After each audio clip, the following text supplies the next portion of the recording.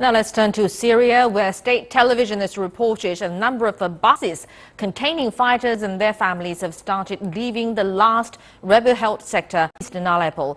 And the report also says rebels and government forces reached a deal to resume evacuations from eastern Aleppo, and the agreement is conditional on civilians also being allowed to leave two Shiite villages besieged by insurgents and two other towns besieged by government forces.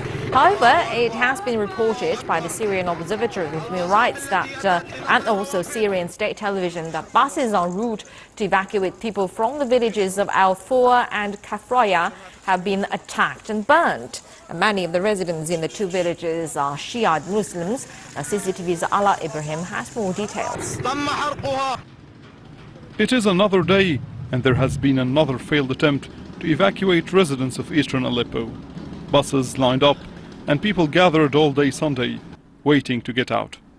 It was hoped that the deal that stumbled for days would finally take hold and end the ordeal of tens of thousands of civilians, along with several thousand rebel fighters.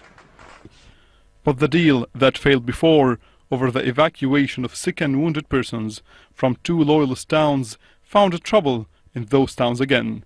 Civilians in Foua and Kafraya were supposed to leave simultaneously on Sunday, but as the buses were on their way, the vehicles came under attack and were set on fire.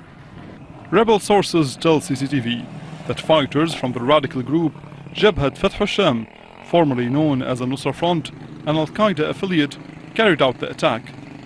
The attack puts the fate of thousands of fighters and civilians in Aleppo, Kafraya and Foua in continued danger, as supplies are running low.